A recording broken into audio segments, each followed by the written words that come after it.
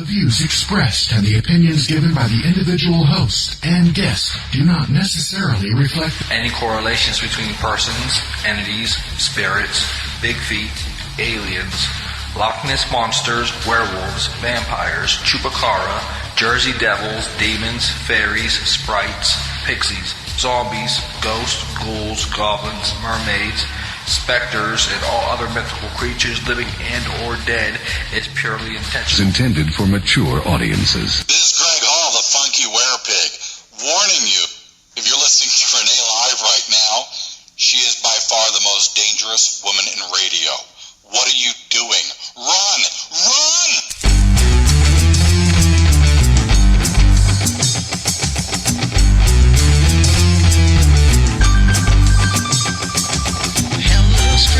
Hello, friends. Hello to our stranger friends. We got authors, we got aliens. Even got a chat room for our friends. We got Gab, we got Ghost, we got the hostess with the most, Renee. Take it away.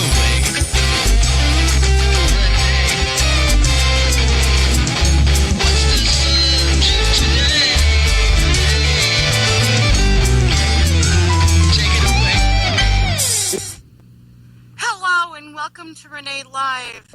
I swear to God, there's something in the air tonight. I don't know what it is, but it's there, trust me. It's crazy with all of the technical issues that we are having tonight. Hopefully we've gotten that all taken care of. But I want to welcome you to the show this evening and really greatly appreciate each and every one of you for coming in every week and listening and participating in the chat room, for telling your friends, your family, your neighbors, your coworkers, strangers on the street that we are here every Sunday night. It's because of you, not the guests and not myself, to make the show. It's all of you for informing everybody else. And this is what keeps me going, is because of all of my eavesdroppers. I love each and every one of you, and I mean that from the bottom of my heart. Now, we're going to kind of get into this a little bit tonight, quicker than normal, because, I mean, we've already lost some time, and I really want to get Kalila in here. She is an amazing woman. She's an author. She is a director, writer. She is an actress. She's a high voodoo priestess. We have so much that we are going to talk about tonight. We're going to have your head spinning. And no, it's not from an exorcism or anything like that. It's because we are going to overload you with information. We're going to laugh and maybe even shed a few tears together tonight. But it's all good because it's all healing, right? And we come from a place of love. So welcome, Kalila Smith. Hi, I'm so glad to be here. I am so happy. Thank you for inviting me again. Oh, you are so welcome. I love having you on. I love being on your show. It's, you know, I'm so looking forward to tonight. And, you know, because we had talked before about, you know, how we were going to also talk about coming from a place of love, you know, and we're going to educate people tonight about so many different things. And I can't wait. I'm excited. Me too. Me too. You know, and you were saying tonight, I can feel that something's in the air tonight, and we were just discussing before we were able to get on the air tonight that something's going on, and we have no clue what it is. Yeah, I can't figure it out. I look at all the retrograde, and none of it makes sense. I know. None of it makes sense, but there's something. Yeah. And I'm not an astrologist, so I'm not really qualified to really go in depth on that. So, well, I have a couple of friends, close friends that are, and you know, they're not, they weren't coming up with anything either. You know, as far as, you know, what was going on, there's nothing that should be affecting all of our, you know, time. It is, like you said, like a Mercury retrograde, and we're not in that. Well, the only thing that I'm thinking that it could be, and again, I'm no expert on this, is possibly a solar flare. Mm-hmm. That's what we need to ask Stephanie from Osborne. That's what we need to find out, if there's a solar flare going on, because that would explain a lot. It would. It definitely would. It's been... Yeah, if there's a lot of solar flares happening, that would have an effect. But, you know, it's still there's a lot of delays, a lot of communication errors, a lot of, you know, canceled appointments, a lot of reschedules. It's just, you know, Yeah. Delays and obstacles. I agree. And do you find lately that a lot of people are just off balance? Yes, absolutely. I mean, it's and as you said that, I almost tripped over something. It was like, don't put it out there, Renee. Just don't put it out there. Oh, dear. She had to go and say it. You know, it's funny because I have been, like, so spot on, so connected with my guides the past month and a half, maybe, and it's only getting a closer, you know, that closer synchronicity where I am hearing them, like, nonstop now. And it was like, the other day, because I was talking to the bus driver that does my bus run, and then we stopped talking, and a couple of kids were getting on the bus, so we stopped our regular conversation, and you pay attention to the kids, and so I wanted to continue, I wanted to say something to him, and I couldn't, so I sent it telepathically, right? I sent it to him. Nice. He's sitting there, Brilliant. and I see his eyes get, like, really big.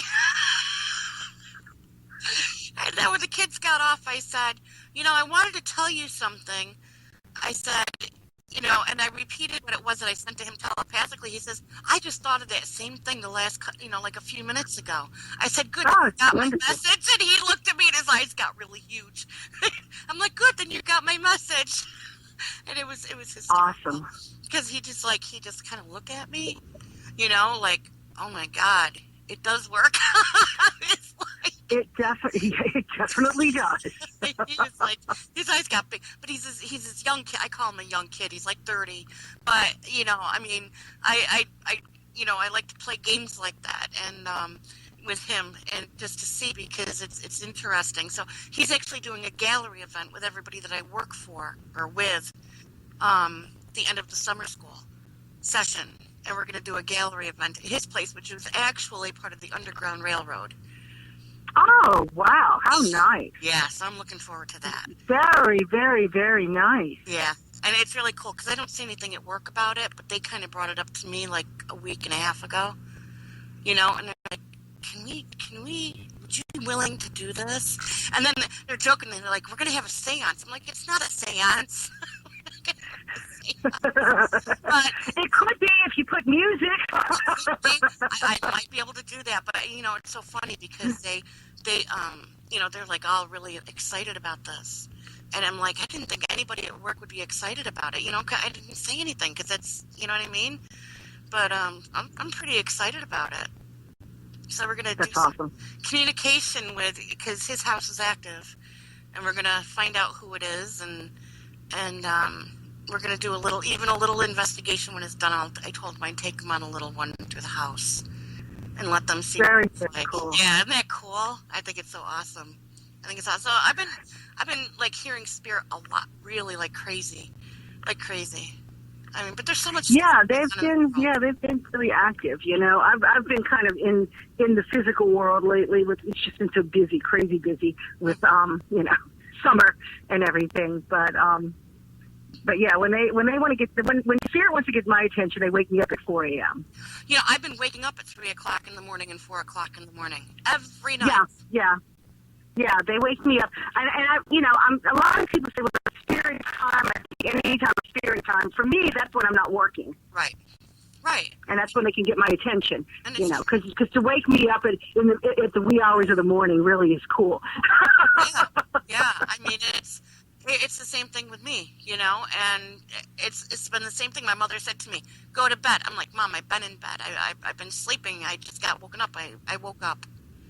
And she's like, oh, and she'll laugh. I'm like, what are you doing up? You go to bed, But, they've been very chatty lately. And, with so much stuff going on in the world right now, there's just so many messages that they want to get out there. And, and it's like they can't give it to us fast enough. Well, what I found really interesting, very, very recently, my daughter, who crossed over about 2.5 years ago, has recently been sending me messages via people who are not mediums.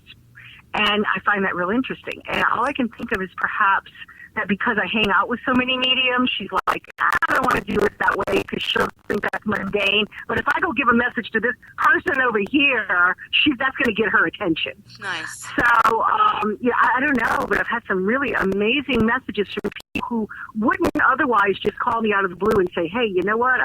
Your daughter showed up and she said blah, blah. And it was like, wow. Yeah.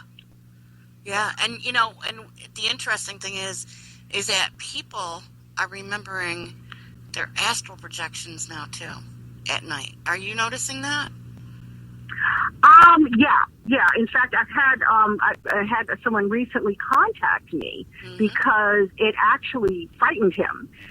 It was a friend of mine visiting New Orleans who is a medium, but not really fine-tuned his abilities just yet. But yeah, he had a very strange little journey that he had while he's on one of his nights here in New Orleans, and it really kind of shook him up until I explained what was going on with him, you know.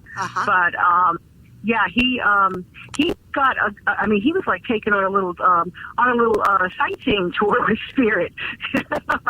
Yeah. So yeah, a lot of things are going on.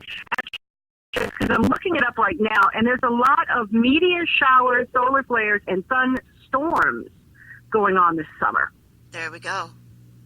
Yeah, geomagnetic storms through mid-June, and more recently on July, July 24th, I think it said. Okay. So, yeah, there's been a lot of solar flares and all kind of weird stuff going on with the sun lately.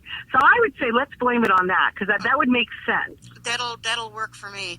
And you know, my question always is how much does NASA have to do with this, with all these rockets and stuff they're sending up there too? Disturbing. Oh yeah. No doubt they're whacking the beehive, without a doubt. I mean, you know, but you know, can't prove it. But really, well, my mom and dad, they bought a house down in Florida last year, and they went down for the winter, and they're going to be putting the house up here for sale, and they want to stay down there permanently. It'll come up in the summer, but stay at camp, right? But it's really interesting because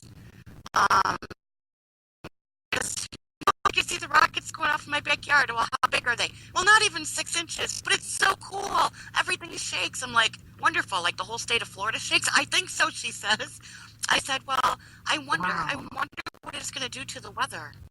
You know, I said, I wonder if you're going to get some rainstorms. And this was, you know, over the winter and whatnot and early spring. And she goes, I don't think so. And I said, why? She goes, they send them up. They send one up once a week. At least once a rocket going up. And I said, I don't think it has anything to do with the funky weather everybody's been getting. I don't think so. I said, okay, we'll talk sometime. Because I'm not about ready to discuss it with you now because I don't want to argue. But seriously, at least once a week they're sending something up. Wow. Yeah. That's crazy. But the whole state Well, yeah, shakes. there's definitely been some... yeah, it's just crazy. It's absolutely crazy. But just for those who are interested, there is a website called spaceweather.com that will keep you posted on solar flares and sunstorms and all of that good stuff. So that's kind of interesting. That is very good. And also, Stephanie Osborne does a cosmic weather report here on the station. And wow. It airs, it's a new one every Wednesday goes in. And it airs every couple of hours. But I didn't listen to this one that's been going on this week. It started Wednesday because I've been going crazy. You know, I just downloaded it and loaded it in and just let it do its thing. But there's probably something in there, too. It does air every couple of hours. It's 5 minutes long, everybody. It's not like forever, but she does a really good job with it. So probably something in there too. I just haven't heard it. Yeah, I would imagine. I haven't really been paying a whole lot of attention because, like I said, I have been just on the go since spring break, which was March. You do. So yeah, it just hasn't stopped. The tours. Yeah, this is high season still. You know, we get busy. We actually get busy like the day after Christmas through mid-August. And then it kind of slows down a little bit. So, but why don't you tell everybody what it is that you do? with that? Well, my day job is I am the general manager for a company called Haunted History Tours in New Orleans, and we are the oldest and original ghost tour company in the city. We actually turned 20 years old as of this month, and we do ghost tours, cemetery tours, history tours, vampire tours, voodoo tours. You name it, we do it. Nice. Very nice. Now, do you get a lot of people that come in from out of state?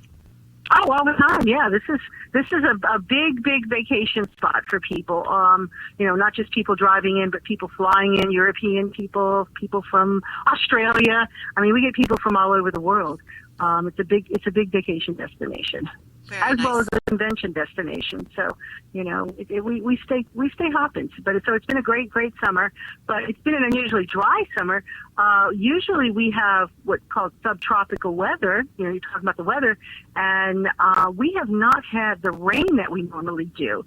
So that's been kind of strange. And not that I'm going to complain, but also, we're August 2nd, and we haven't had one tropical storm yet.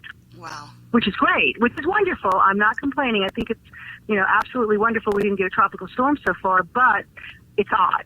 It is very Usually odd. There's a little more storm activity and rain activity going on down here, and it's been very unusually dry and hot. Now, I saw something on your page that the 10-year anniversary is coming for Katrina. Yes, 10 years. 10 years. 10 years, the end of this month. Yeah. It's kind of weird. It really is, because it doesn't seem like it's been that long. I mean, it's like, wow, it's been a decade that everything changed. And what's so odd about it is that when Katrina hit, people don't realize that when something catastrophic like that happens, New Orleans was, even though we rebuilt and we're back in action, we're all making money, we all have lives now, but it's not the same as it was. The energy here is different. Everything changed, even energetically. And I don't think it's ever going to be the same. I really don't. No, probably not. How has it done with coming back, with the area like rebuilding and everything else? Is it still lagging, or is it pretty much? Some are back. Some are back. A lot of Lakeview is back, but there's still a lot of areas that are really gone. They're gone. I don't think they're ever going to come back. There's just if you go down into Lakeview and down into Gentilly, you go down streets, and number one, the charm is not there the same, because all the beautiful old original houses have been replaced now with new ones. So, and they've tried the best they can to rebuild them to look like, old Lakeview, but, a lot of things you can't duplicate. But, you can be driving through one section and it's all new and there's life, and then all of a sudden you go, wow, nothing's been done here on these streets. Wow. So it's kind of creepy. It really is. There's definitely still evidence that, Katrina came and right. We're still rebuilding. Right. Yeah, it's rough. It really took a hard hit. I know a lot of my friends up in this area that are EMTs and firefighters and stuff went down there when it happened. And I was shocked to see that it was, the 10-year anniversary was coming up. I was like, God, it's been that long. It just doesn't seem it. But it just goes to show you, too, how long it takes after something so catastrophic, for it to actually to rebuild. And to get things back and going, it just doesn't happen overnight. No, not with something like that. Not with something like that. They were talking a lot about.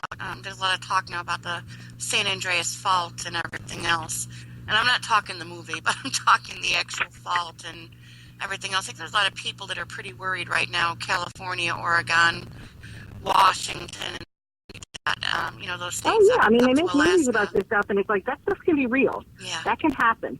Yeah. And I don't even like putting it out there in the universe, Yeah. I really don't. I just don't. I think, I won't go see that movie. I don't want to see it. Yeah. I don't want to put that intention out into the universe. Right. My mother, said to me the other day, because she saw an article that I had posted, and she says, you were talking about that when you were 3 years old. I said, I know, right? And I said, I hope it never happens, because that would be really bad. That's a frightening thought. It really is. I don't even want to think about stuff like that. But for years they used to say that about Katrina. Oh, we're due a good one. We're due the big one. And it's like, why put that out there? Yeah. Why put that intent out there? Like I've even heard people this year go, well, we didn't get any storms this year, but in 2 years we're due one. Why? Why are we due one? Yeah. Why do we have to own that? Why do we have to if you put that intention out there, you're going to manifest it eventually. Right, exactly. I think the thing is, it's like all of the light workers and everybody getting together, like we lessened the hit that was in New York City and New Jersey, and a couple of years ago, I can't think of the name of that storm, but it was a bad one that hit the East Coast, and everybody put it out there to lessen it. To lessen the effect, and we're more positive, and like it was almost like our energy diverted it, the real bad part of it. And that's what I would like to see people to do now, is to be able to divert a lot of this stuff just by their thoughts and the energy that they put out there. Yeah, it's really important. You talk about, you wanted to talk about like putting the love out there and everything, and it's like when you're putting out fear and you're putting out negativity or any kind of intentions that aren't pure love, you're going to manifest something that you don't want. I tell people all the time, stop focusing on what you don't want and focus on what you do want. Exactly. Exactly. Now that I got us off track and we're going to go back on track again. I'm so sorry. I got you involved in the weather. No, it's mine. But, when you do the tours and everything, how educated do you feel the people are? Do you find that they look at it as like an actual investigation, or do they come to actually learn the history? That kind of mainly, it's impossible with what we do in the time frame of a tour. You can't really do an investigation. Right. So we're given the city's history, and we are telling the stories of the actual documented hauntings. They're taken to the locations, and people do get phenomena on their photographs. People get 90% of all people who take photographs get something on their photograph. Nice. People also get touched. We've got one location, the Malari House, where people faint in one particular area. So, people see things, smell things, and photograph things all the time. Nice. But you can't really, there's not enough time in any one area that is going to allow for an investigation. So, people usually come, and we explain to them, advertise to where they understand that you're not going to get to investigate it, but you will get to have the opportunity to take photographs. Nice, very nice. I was shocked. Like the ones up here that I've seen, everybody pulls out their digital recorders and their K2 meters and everything else, and I just shake my head and I just stay clear of them up here, right? And when I went to Memphis last year, and we were at the Woodruff Fontaine Museum, and we had just gotten done doing an investigation, and we were upstairs, and the tour came through, and they all pulled out their digital recorders, and they all pulled out their K2 meters and everything, and I started laughing. And I'll never forget, I looked at Al and I said, seriously? He's like, don't even, not another word. Sit back and enjoy the entertainment. Because they were loud, they were talking, they were, Yeah, what are you going to get? Yeah, you're going to get a lot of EVP that way. I know. There are 40 people running around. I think I got something. I'm like, oh my God. He's like, just sit back and watch the entertainment. Enjoy the entertainment. I'm like, oh, for crying out loud. I couldn't believe it. Yeah. People don't understand. And plus, we're doing the tours outside, with the exception of the haunted bar that we go into, because we can't go inside the homes. And it's like, you're not going to pick up anything on meters out there. You're really not, and forget the thermometers. But it was really kind of funny because some new company, which didn't last long, was doing a paranormal tour. And it was so funny because I'd be sitting in Pirates Alley after I watched the ghosts were watching, and they come running up the alley, and they all had K2 meters, and well, actually they had the cheaper little ghost meter things, that you can get for like $13 on eBay. Right. And they were all running up to this one particular lamp post, and the meters were going crazy. And I wanted so bad to step in and go, the electrical system is under the ground. The lamp post is made of iron. You're gonna get readings, I mean, I was turning into Alan Gilbert, it was like, oh my God, now I'm debunking, but it was like, it's these quick, and unfortunately people buy into that, Right. They really do, and it's a shame because it misrepresents what we do. And again, I don't think there's anything anybody can do about it because you're going to have misrepresentation. I mean, case in point, the television shows. Oh, the non-reality shows. I mean, all of them, kind of misrepresent what's really going on when you're working with spirit. I'm working with this beautiful woman. I'm mentoring her locally, and she would start to send me texts like in the afternoon in between my bus runs when I was off, and she'd be like, I'm watching this show, and can you turn it on and watch it and tell me if this is this and that? And I'm like, you're asking me that? I'm like, what have I been teaching you the past several weeks? I don't watch those shows. I don't watch them. They put so much false information out there. And no, and and then I guess there's one, the Ghost Whisperer? Is that out there where they go crossing every spirit? Is that the one? Yeah, but I mean, that's not a reality, not supposedly a reality show. That's a fictional show for entertainment. It's a little drama series, and it's not. But I think it's not a reality show out there that are taking that for real. That's well, yeah. That some people take, and, and I'm like, no. No. Yeah, they don't understand. Yeah, they don't understand. They really don't. And it's a shame because, I mean, I've spent 20 years working with the paranormal, but I also do mediumship work and work on a much deeper level with those who have crossed over. And people don't understand that one has nothing to do with the other. Mm-hmm. You're working on a totally different energy level when you're doing mediumship work as opposed to walking into a haunted building. I mean, most hauntings, a large percentage of hauntings, as you know, are residuals. Those people aren't still there. They're not, that ghost is not there, on and on and on for hundreds of years, saying the same thing over and over again. That's just an energetic impression. Right. And that person's spirit's gone on. We all leave a little bit of energy here. Right. And the thing is, too, is that they can come and go, too. They can come and go. Oh, absolutely. They can absolutely come and go. Yeah, they can come and go, and they can give messages. And usually when they do come, people do not understand. They're not here to frighten you. They are here to comfort you. Yes. They're here to comfort, and they're here to let you know that they're okay. And that's what's so sad is because some people will think that, Grandpa came back and I was scared to death, so I didn't talk to him. And it was like, oh, that was nice. Yeah, exactly. That was nice. Exactly. And I think I find more people are actually doing that, quote unquote, in their dreams, where they're saying that. I get a lot of calls on that and a lot of messages on that. Is that I saw Grandpa, or I saw Mom, or I saw Dad in my dream, and this is what it said, and it seemed so real. Well, it was real because you're not hearing them in the waking hours. They're trying to get your attention, and you're not listening. You're not paying attention, so they're going to do that. So you did actually meet them. That wasn't a dream as you would think it was. You actually did meet them, and they said what they needed to say to you. And yeah, that's why you remembered the dream, because if it was just a dream, you probably wouldn't have remembered it. Exactly. So, but yeah, and people don't understand. They get the two confused, and